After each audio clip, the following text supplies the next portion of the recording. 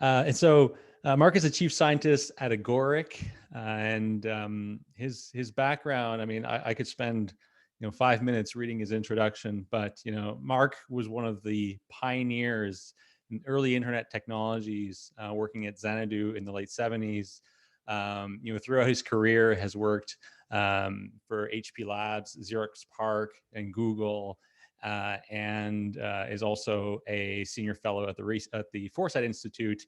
And interesting anecdote about Mark is that he invented those. When you look at your Finder window, he invented those columns. When you're navigating through files, they're called Miller columns. So every time you look at those now, you know that Mark Miller invented these.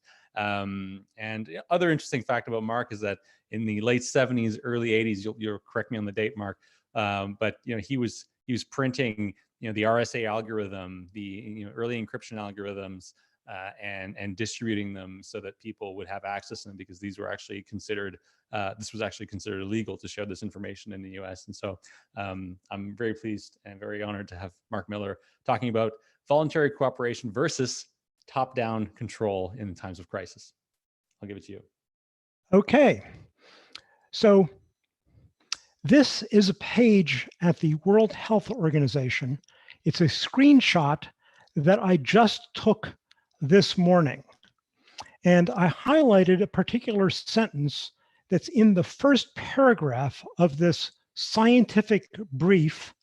So clearly they know that the first paragraph will be widely read and hopefully have some influence. So what do they say in this first paragraph?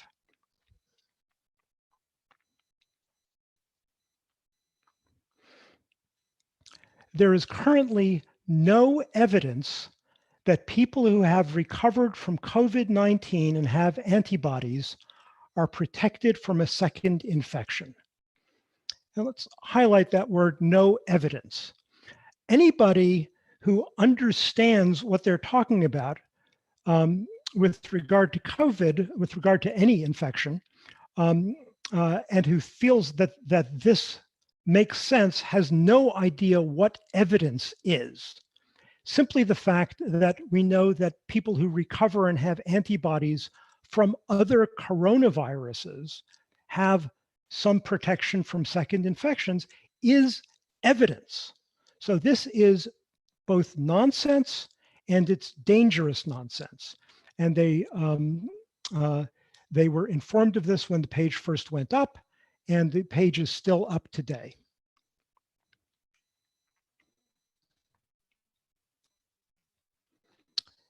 This Susan Wojcicki, I don't know how to pronounce her last name, I'm sorry, who is the CEO of YouTube. And in a recent interview on CNN, she said, in explaining what YouTube's policy is for information, for videos they would take down, videos they would remove from YouTube.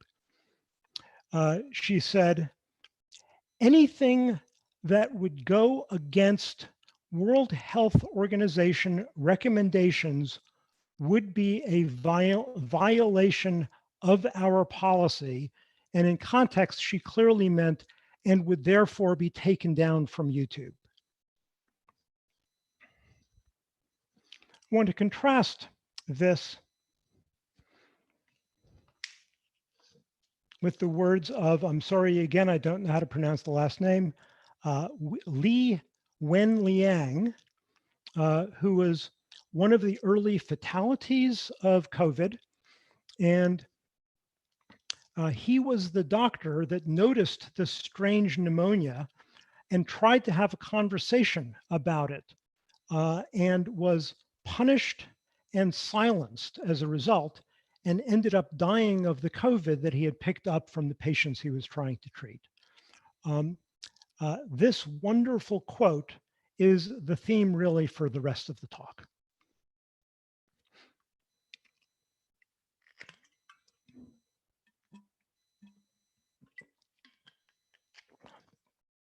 Early in the pandemic's emergence in the United States, which is where I'm based. So some of the tales here will be US centric.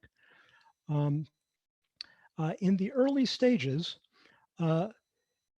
everybody who could test felt like they needed to ask the CDC's permission in order to actually test.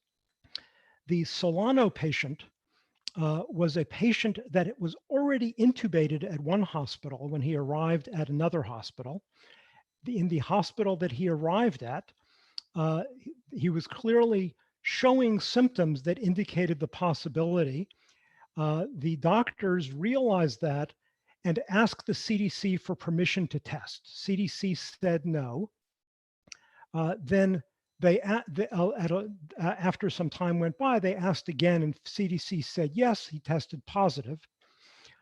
In Washington state, the reason we know about when we first had a real outbreak in Washington state at the nursing home was the person who could test, who asked CDC for permission to test, was denied.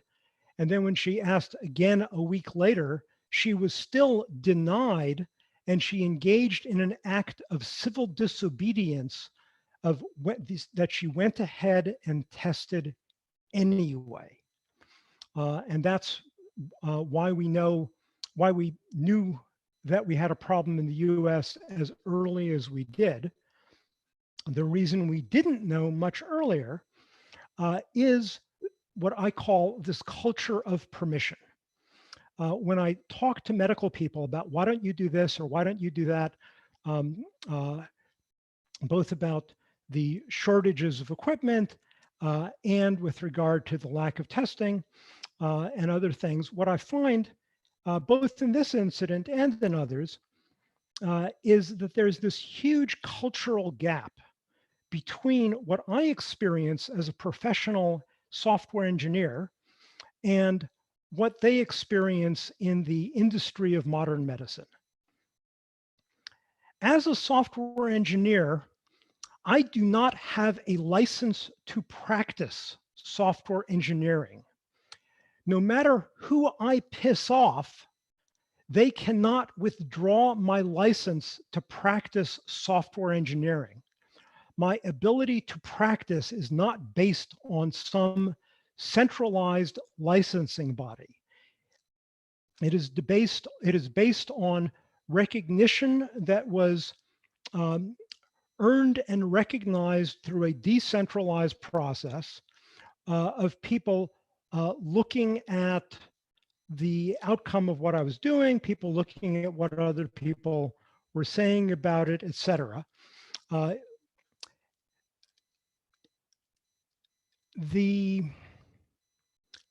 Back in the days of polio and in the days of the 1918 pandemic, people built equipment that was needed. People built iron lungs, tinkerers.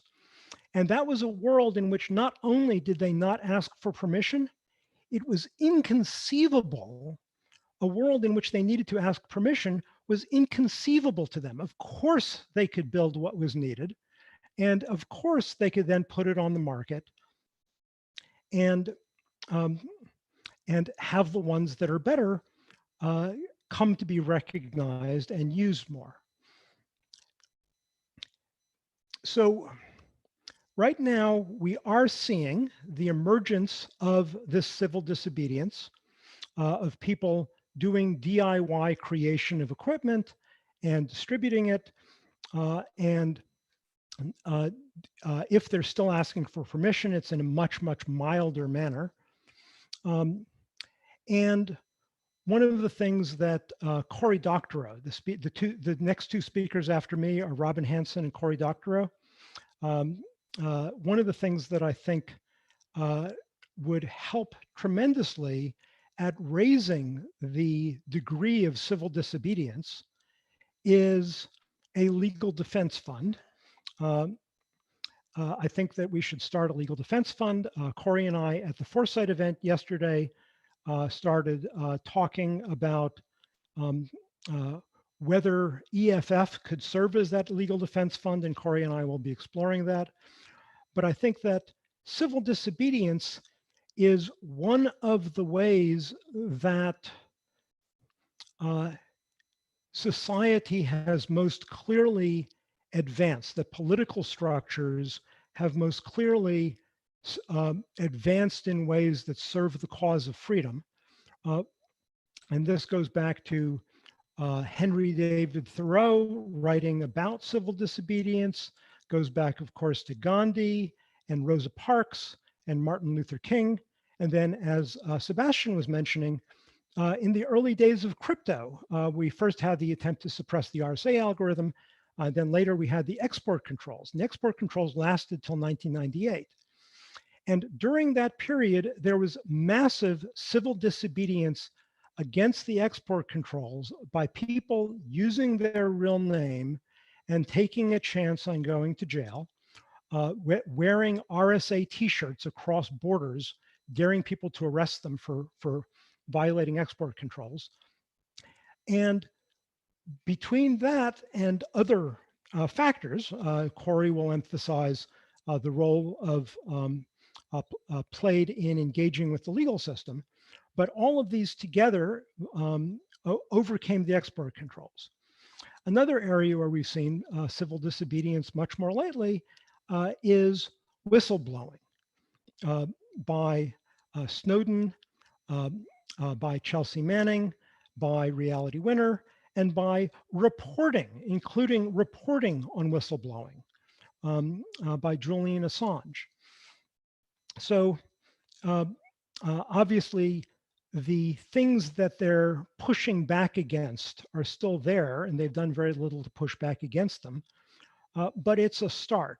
And in general, this kind of civil disobedience, as we've seen from all of these historical cases, benefits from strength in numbers. And a legal defense fund that helps at the margin for people who are in the gray area of whether they need to ask for permission or not, to make them more willing to proceed in a permissionless manner and build what they need or build what other people need, as well as establishing by the same logic that they see that they're affected that way, therefore they expect other people to be affected that way. And then you have the expected safety in numbers, which is one of the key things for catalyzing is safety in numbers. So that's what I would very much like to see in the short term, is that the thing that is holding people back from civil disobedience are the risks of civil disobedience, which we well know. But what we've seen with the consequences of the late testing in the United States and the equipment shortages, what we've seen are the risks of obedience. And the world is a risky place. Both of them are risky. And we need to weigh those strategies both against what good we can do and against what we believe in and what kind of person we want to be. So that's not yet my reset everything part of this talk. That was what I'm hoping happens in the short term, because this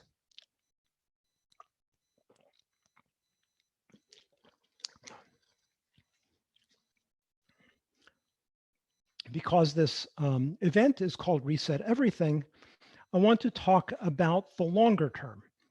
And I want to talk about the longer term, not worrying quite so much about what the transition looks like, but thinking about what kind of world we might have on the other side of the transition that starts with the civil disobedience. The world of licensing, the world where people now need permission to build and distribute medical equipment. They need permission to practice medicine, as opposed to my lack of permission to practice software engineering. All of these are based in these centralized licensing decision-making bodies like the FDA for both medicines and equipment, like the AMA for licensing doctors. And these things were created, and the population at the time felt like they were serving a need when the world was rampant with quacks and snake oil. We were in a very, very different informational environment. The ability for the general population to become informed and weigh evidence was much, much poorer. It was completely different than it is now. And now the bottom-up attempts by many people to weigh evidence, to go to the net, to talk to each other, to have conversations with each other, to argue, is so much more capable of evolving our knowledge than any centralized decision-making bottleneck. I would like to see the FDA, for example, if it continues to exist, should be demoted to an advisory capacity, where just like they determine what the warning label is on packs of cigarettes, let's say that in the final phase of the FDA might be a society in which they get to add advisory warning labels, but they're not a decision-making bottleneck. And so can we only get to the world by legalization? Clearly, the full other side of this transition is one in which all of these prohibitions have effectively been legalized. But to get there requires appealing to government to change the law, as we've seen massive civil disobedience as a backdrop to lobbying effort. Those two things together do change government in good directions. But there's another phenomenon I want to call your attention to. The world of crypto commerce, the world of smart contracts and cryptocurrency and blockchain, et cetera, we are now starting to realize the cypherpunk dream of creating a system with genuine rule of law in which the rules are crisp and unambiguous because they're code, and through blockchain, they're enforced in a manner that is highly, highly resistant to corruption. And because the interaction of the various parties in this new world is over the net, and over the net, you can only send bits, you can't send force. We're starting at a baseline technology which is inherently nonviolent. So this new area to do business, this new area to interact with each other, this new area to create credible records that are free of censorship, the various efforts to create decentralized social networks that have good integration of cryptographic protection for authenticity.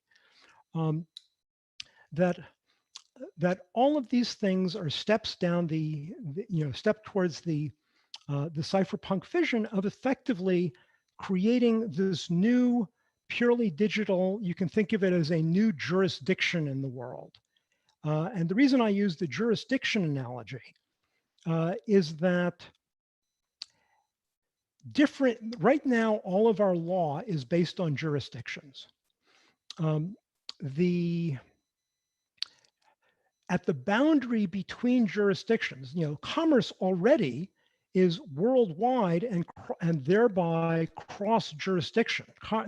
Commerce itself is already has transcended all of the geographic boundaries that determine the present legal jurisdictions.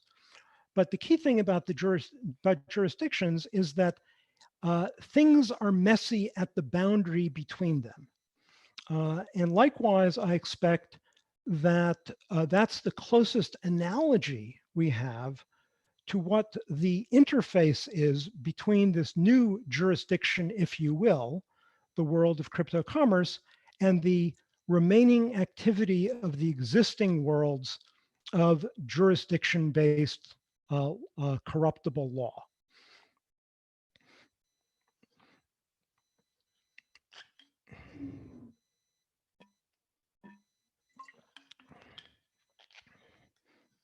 So this new area, of interacting with each other in a way that is really protected from corruption by jurisdictional law,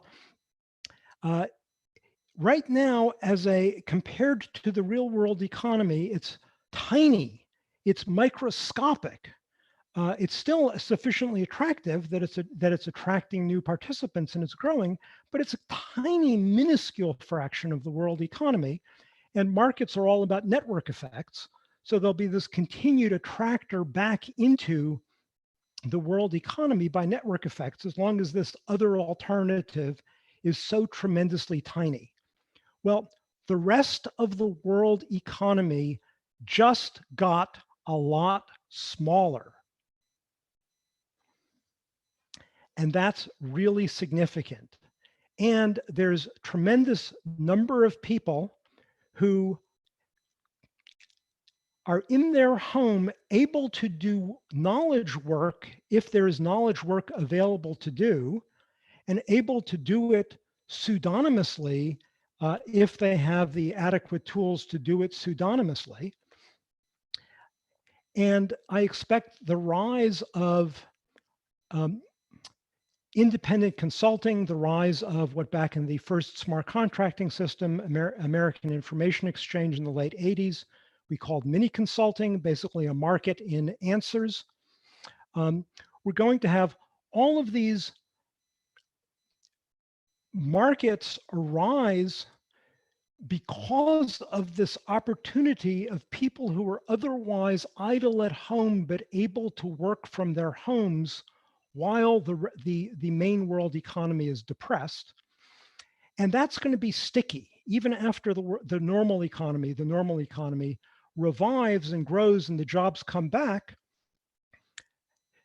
People have established connections in this new world. People have established opportunities. And even if they take jobs back in the real world economy, there's no reason for them to give up their activity that they enjoy in the new economy. So that's my long-term reset everything vision about where we're going. And I've got, the issue of the transition is, of course, very, very messy, and I haven't spoke much about that. But at this point, I think I'll break for questions.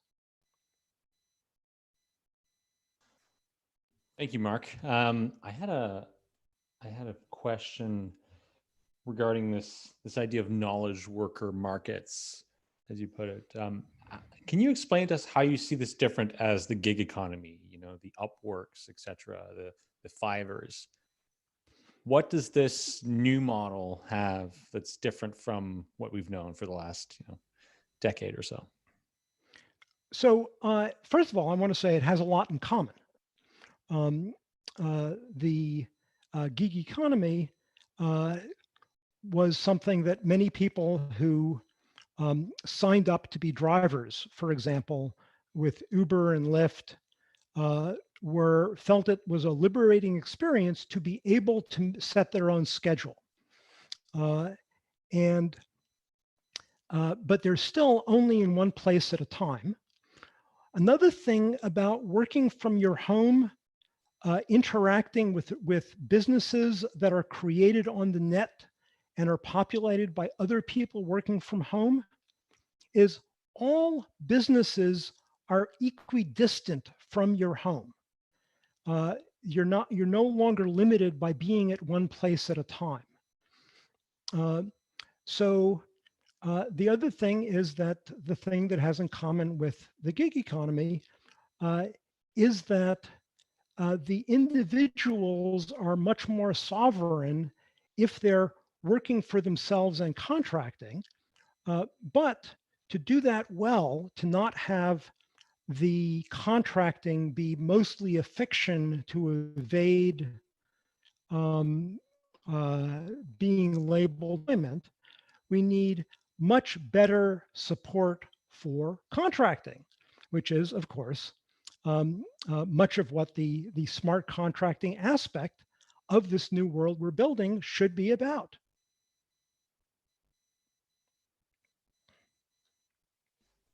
Okay, thanks for that clarification. Let's open it up for questions. I've got one question here from Naveed. Go ahead, Naveed, you can talk. Yeah, Mark, thanks for that. Definitely understood the start of your presentation with respect to the need for, how do you call it, dissent or alternative voices, dissent to allow alternative voices. Just wanted to know, I've never met you before, but do you have contact information and do you have an active project that or collaborations? Definitely, same thinking, and wanted to just know more about that. So I'm clearly staying very far away from anything that would be considered illegal presently, because one of the but for example, Robin, the next speaker, brought to my attention a group at a hospital in Pennsylvania that were appealing for $20,000, appealing on Twitter or on the web for $20,000 because they had figured out how to build face masks on their own from material they could get at Amazon. This was one of the early things. So I contributed to that, and I want to emphasize that kind of thing. Why is it that healthcare takes up 1/6 of our GDP, but this group of doctors in a hospital had to go to the network, had to go to the web to get $20,000 to build them themselves, and in their appeal, they purposely did not mention the name of the hospital. The doctor who was the center of this purposely was not mentioning his full name, and the reason was to avoid retribution from the hospital that they're working at. So there's a tremendous amount of activity like that that's in this gray area. And the other thing about the gray area is the early network, the early web. The early web was very much something that emerged in this legal gray area.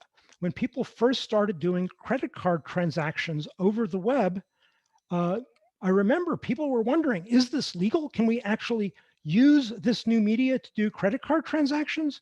Nobody knew. There had been but people kept doing it and there wasn't a problem. So it grew and is now by precedent clearly something that's legal. So that's another thing about permissionless innovation is don't ask permission, ask forgiveness. If the people wanting to do the credit card transactions over the early web had said, okay, let's get a summary judgment first that this is legal before we take a credit card transaction, the modern web would not have happened. So as I said, Corey and I are going to begin a conversation about a legal defense fund. And the legal defense fund is specifically to help activity where people do the right thing without asking permission and then get punished for it, get inappropriately punished for it when they're actually doing medical good in the world. Sure, yeah. I would say that it's becoming clear that there's a concerted effort to diminish voices on the internet, and that seems pretty dangerous. And it's arguable that it's actually against the rights of free speech. and that's not being called out. And so it's basically being introduced as it's okay.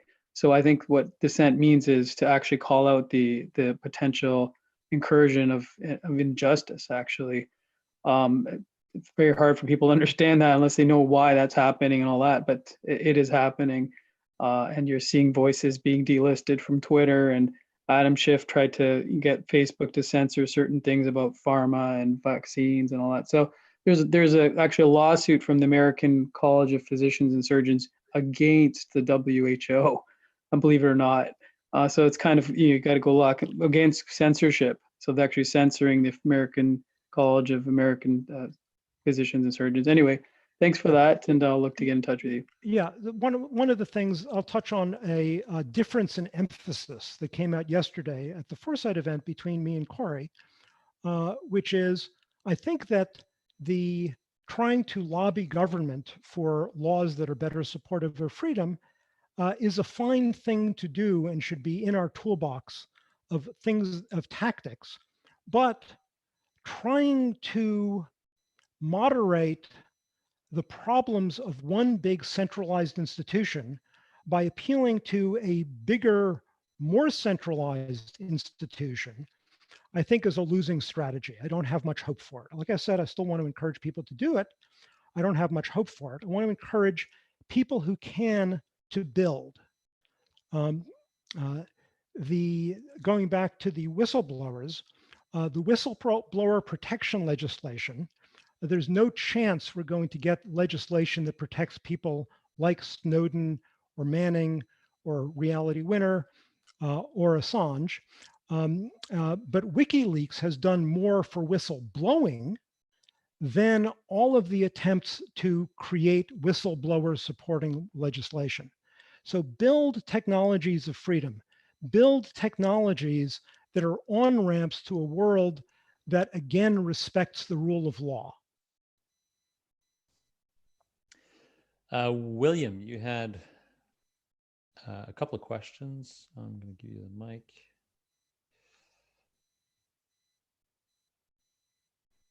Go ahead, William.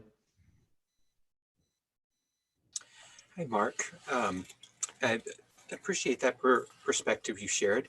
I wasn't entirely sure how serious to take your comments, and I felt like I might get a better sense if I were able to understand or had a better view on like what amount of epistemic humility you have around these beliefs. Because it seems to me that when we talk about like these diagnostic tests, and I come from a research background, there's a concept in diagnostic tests of sensitivity and specificity and, positive predictive value. And you know that a test is going to give you some false answers some of the time, but it's generally a good thing. If it's done, especially if it's only given to a restricted population where it maintains its distinctiveness. And it strikes me that tests and experts are kind of similar things in a way. Experts aren't always going to be right, but compared to not having the experts, we're generally better off. And the evidence that I have for that is, the tens of thousands of people that are that actually are today taking unproven treatments and killing themselves. And wouldn't that be worse if we didn't have the experts? I'm very glad you raised that. I think that's a I do have a lot to say about that I didn't say. Randomized controlled trials are very, very expensive. And right now we have a multi-sided market of patent protection and regulation and such that enables the randomized controlled trials to happen for many things. And that is a wonderful thing.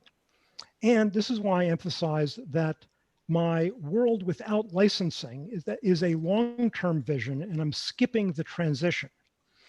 The transition isn't what I'm looking forward to if it doesn't have randomized controlled trials and other forms of expert mediated expensive testing when that expensive testing is warranted. And how to do that, how to create a new arrangement, a new multi-sided market in which the expense of a randomized controlled trial ends up being something that gets paid for, I think is a hard thing to imagine. But we should be imagining it. But we shouldn't be trying to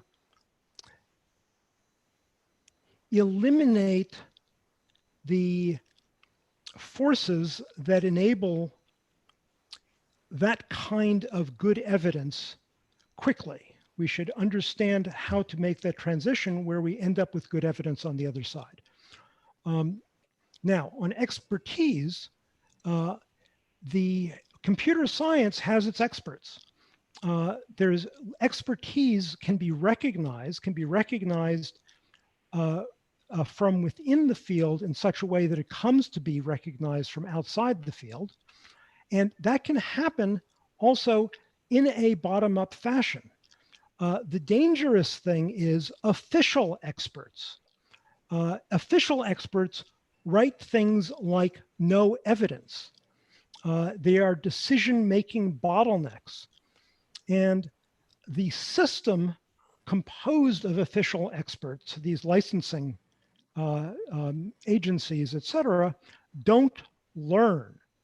The thing about the decentralized bottom-up activity is in both cases, people will be hurt. And I'm sorry, but the world is a dangerous place. And even today, you have anti-vaxxers and people taking snake oil and listening to quacks. The existence of the FDA did not end snake oil and quacks. A world without them, if the transition is done badly, might see a resurgence of more snake oil and more quacks and people hurting themselves. And that's terrible and that's unfortunate. But it's a dynamic that enables the system as a whole to learn over time. And part of that learning is having experts emerge through a selection pressure that fits with what's needed for the system as a whole to learn.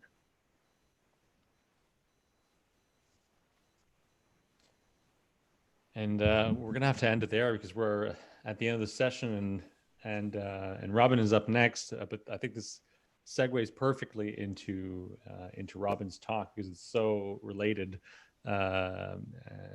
So thank you, Mark, for joining us and sharing these insights with us. And I'm sure these conversations will continue on Twitter and elsewhere. Thank you.